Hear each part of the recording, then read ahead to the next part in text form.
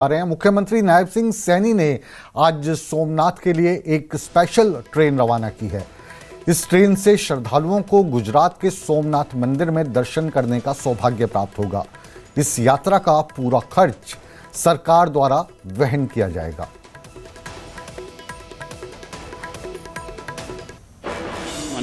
साथियों, इस यात्रा का विशेष महत्व है क्योंकि यह धर्म क्षेत्र कुरुक्षेत्र के इस पावन भूमि से शुरू होकर के भगवान भोलेनाथ के चरणों तक ये यात्रा जाएगी। प्रिय हमारे श्रद्धालुगण, भगवान सोमनाथ का नाम लेते ही हम सब जानते हैं कि हमारा सर श्रद्धा से झुक जाता है। गुजरात के प्रभास पाटन में अरब सागर के किनारे स्थित भगवान सोमनाथ का मंदिर, ये 12 ज्योतिर्लिंगों में साथियों प्रथम ज्योतिर्लिंग माना जाता है। पुराणों के अनुसार चंद्रदेव को दक्ष प्रजापति के श्राप की मुक्ति इसी स्थान पर भगवान शिव की तपस्या करने के बाद प्राप्त हुई थी। तो वापस लौटते हैं मुख्यमंत्री के मीडिया सचिव परवीन अत्रे साहब के पास। ये जो यात्रा है, इसका उद्देश्य क्या है और इस तरीके की पहले भी कुछ यात्राओं को मुख्यमंत्री झंडी दिखा चुके हैं। ये जाहिर है कि शुभ भोले दर्शन हो रहे हैं आपने, लेकिन महाराष्ट्र में भी जो सिखों का एक समूह था उनको भेजा था। तो इस तरीके की और कितनी यात्राएं हैं और इसमें जो प्रार्थी लोग होते हैं जो जा सकते हैं, उनका चयन प्रक्रिया क्या रहती है?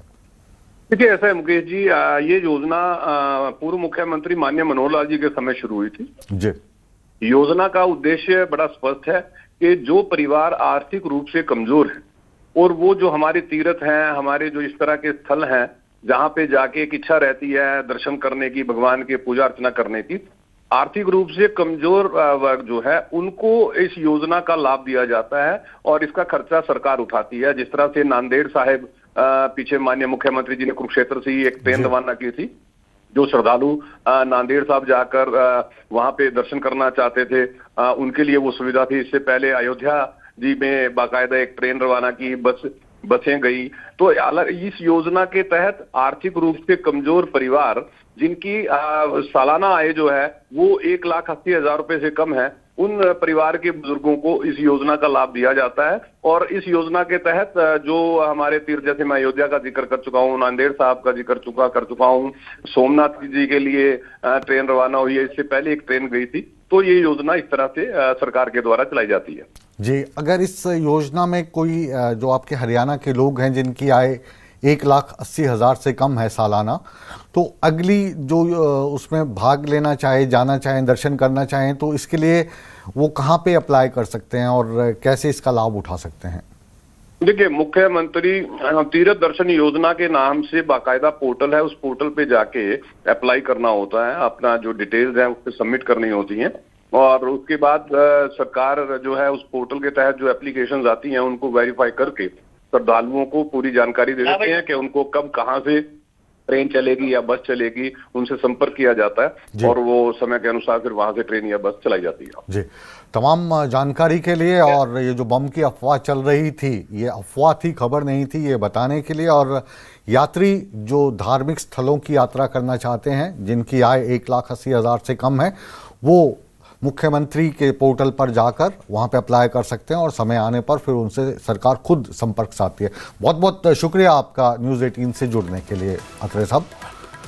और आइए अब बात करते हैं इंडिया ब्लॉक की बैठक की। दिल्ली में इंडिया ब्लॉक की बैठक चल रही है और इस बैठक में मुख्य मुद्दों में नीट पेपर लीक मामले पर शिक्षा मंत्री धर्मेंद्र प्रधान का इस्तीफा, SIR जैसे मुद्दे पर सुप्रीम कोर्ट को चिट्ठी लिखना और 25 राजनीतिक दलों का ये जो इंडिया गठबंधन है, इसमें आज क्या क्या हुआ, क्या फैसला हुआ, इसकी अगली बैठक कब होगी, ये हम बता रहे हैं खड़गे साहब की मार्फत इस खबर में। Of India. ये सहमति बनी कि एसआईआर, मतदाता सूची में हेरफेर तथा चुनाव की निष्पक्षता पर उठे गंभीर प्रश्नों के संबंध में भारत के माननीय मुख्य न्यायाधीश को एक पत्र भेजा जाएगा। ये पत्र शीघ्र ही उन्हें सौंपा जाएगा। दूसरा मुद्दा, लाखों विद्यार्थियों को प्रभावित करने वाले अनेक गंभीर मुद्दों की स्थिति को देखते हुए ये सर्वसम्मति से निर्णय लिया गया कि शिक्षा मंत्री को तत्काल इस्तीफे की हम मांग कर रहे हैं और इस्तीफा देना चाहिए, क्योंकि उनके कार्यकाल में नीट और सीबीएसई परीक्षाओं में शामिल लाखों युवकों के साथ विश्वासघात हुआ है। वर्तमान गंभीर आर्थिक स्थिति, बढ़ती बेरोजगारी, महंगाई, एट्रॉसिटीज और किसानों के मुद्दों को हम उठाते रहेंगे और जन सरोकारों से जुड़े अन्य महत्वपूर्ण मुद्दों पर भी हम चर्चा किए हैं। उसको केंद्र सरकार के तत्काल सर्वदलीय बैठक बुलाना चाहिए और सर्वदलीय बैठक अगर बुलाएंगे तो इस सारे मुद्दों को हम उनके सामने रखेंगे। तो इंडिया गठबंधन 25 दलों को लेकर दिल्ली में बैठक कर रहा है और आने वाले समय में ये बैठक फिर से होगी 8 अगस्त को, खड़गे साहब भी बता रहे थे।